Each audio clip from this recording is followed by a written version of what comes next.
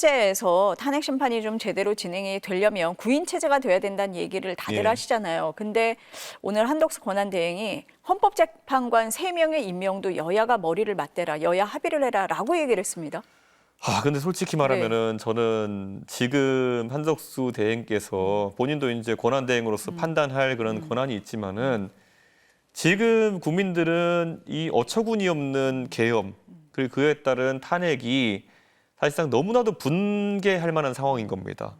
지금 연말인데 소상공인들은 지금 예약도 취소되고 이렇게 해서 어려워하고 있고 국제적으로도 우리를 바라보면서 저 나라가 유례 없는 정치적 불안정성을 겪고 있기 때문에 투자를 해야 되나 말아야 되나 이런 고민하는 사람도 있을 거란 말이에요. 그러면 한덕수 대행께서 여러 가지 본인도 관료로 살아오셨으니까 원칙이 있으시겠지만은 지금은 대전제로 이 혼란을 빨리 종식시킨다라는 그런 대의를 가지고 판단들을 하셔야 되는 것이 아닌가. 그런데 저는 헌법재판소가 9명 체제로 빨리 완성이 돼가지고 결국에는 큰 리스크 없이, 왜냐하면 6명으로 진행하다 보면요 사실 6분의 헌법재판관 중에 갑자기 어떤 의료적 상황이 발생할 수도 있는 거고 돌발 상황이 발생할 수 있는 거니까 불안정한 거 아니겠습니까? 맞아요. 그러니까 9명을 채워가지고 그런 안정적인 판단을 내려야 되는데 너무 다른 고민이 많으신 게 아닌가 좀 안타깝습니다. 아니 뭐 국회 몫이기 때문에 임명할 수 있다라는 견해가 지금 대부분인 것 같은데 한 권한대행이 이제 책임을 회피하는 거 아니냐 이런 비판도 나오기는 하거든요. 그러니까 거기에 대해서 자꾸 국민의힘 쪽에서 아주 소수 해석에 가까운 이런 조항들을 들고 나와가지고 절차를 지연시킨 얘기를 하는데요. 국민의힘이 무슨 착각을 하고 있는지 모르겠습니다만은 지금 재판이나 이런 절차를 지연시켜가지고 시간을 벌겠다는 그 의도에서 저는 별로 얻을 게 없어 보여요. 이게 지연되면은 국민들이 오히려 국민의힘이 저 내란을 옹호하고 오히려 윤석열 대통령을 옹호하는 분위기로 가는 것이냐 의심사면요. 그 다음에 치러지는 선거에서 더 크게 회초리 맞습니다. 회초리로 맞을 거 곤장 맞습니다. 저는 그런 인식을 바탕으로 해서 아니 국민의힘도 입법부의 일원으로서 대한민국의 위기 상황을 인지하고 빨리 해소하겠다는 의지를 보여야 되는데 뭐 하는 건지 모르겠습니다. 저는. 아까 특검 받아야 된다 이 말씀하셨잖아요. 네. 근데 한 권한대행이 특검법에 대해서도 여야가 합의를 해오라라고 했습니다. 사실 저는 최상병 특검법부터 시작된 이 특검법 논란은요. 여야가 합의를 처리하는 게 맞으나 최상병 특검법마저도 여당은 합의 의지가 없었는데 직접적으로 여당 관계자들이 수사의 대상이 되는 내란 특검과 김건희 여사 특검에 대해 가지고 합의를 종용하시는 거는 한덕수 총리님께서 좀 과하시다. 안 하려고 하는 거다? 합의가 안 될 걸 아시면서 그렇게 말씀하시는 거는 듣기에 따라서는 좀 하기 싫어서 그러시는 거 아니냐 이렇게 오해를 하실 수 있다 이런 생각이 듭니다.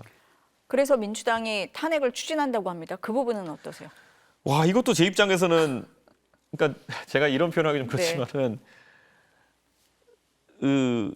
나쁜 상황 2개 중에 뭘 골라야 되는 상황인 것 같아요. 그러니까 이렇게 탄핵을 통해서 또 다른 총리에 대한 탄핵을 통해 가지고 대외적 불안정성이 커지는 것과 지금 결국에는 이 모든 절차가 지연돼서 우리가 없는 피해 중에서 어떤 게 더 낫냐? 사실 둘 다 최악이죠.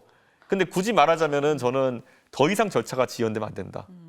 그런 생각을 갖고 있습니다. 그래서 탄핵이든 뭐든 빨리 절차가 진행될 수 있도록 범야권에서는 힘을 합칠 것이다 이렇게 말씀드립니다. 그러니까 뭐가 됐든 간에 진행이 빨라져야 된다? 그러면은 그렇죠. 이 혼란을 종식시키는 방향으로. 아니 지금 이제 탄핵 소추를 하겠다고 해도 뭐 본회의 보고도 해야 되고 표결까지 시간도 있고 이틀 걸릴 겁니다. 그리고 이제 뭐 공포가 됐든 거부권이 됐든 그 행사 시한이 1월 1일이에요. 그러니까 며칠 시간이 있습니다. 그 안에 뭔가 답이 나올 수 있을까요? 빨리 하려면 할 수 있다 이런 생각을 하고요. 저는 이제 한덕수 총리님이 12월 30일이라는 시한을 이제 제시하셨잖아요. 근데 그것에 대해서 이제 범야권이 어떻게 반응할지는 봐야 될 것 같습니다. 왜냐하면은 탄핵이란 게 저희가 이게 뭐냐면 예방적 탄핵은 사실 저는 굉장히 좀 마음이 가지 않는 건 사실이거든요. 왜냐하면은 한덕수 총리가 이런 일을 할 것으로 예상되면으로 미리 탄핵하겠다는 약간 어차피 나중에 탄핵 심판 가면 그건 기각되거든요. 근데 탄핵 사유에 그걸 쓰진 않겠죠. 그래서 이제 상설 특검에 관한 내용을 한덕수 총리가 임명해야 되는데 안 하신다고 하는데 그거는 저는 기술적으로는 말이 된다 봅니다. 그래서 이제 법야권에 저희가 상의해 볼 텐데요. 그래서 상설 특검이 지명된데도 임명 안 한다에 대한 부분은 저는 탄핵 사유가 될 수 있다 이렇게 보고 한덕수 총리가 이럴 것 같으니까 예방적 탄핵한다는 약간 위험하다. 그래서 저는 앞쪽으로 정리가 되면은 아마 개혁신당에서는 동참할 거로 봅니다.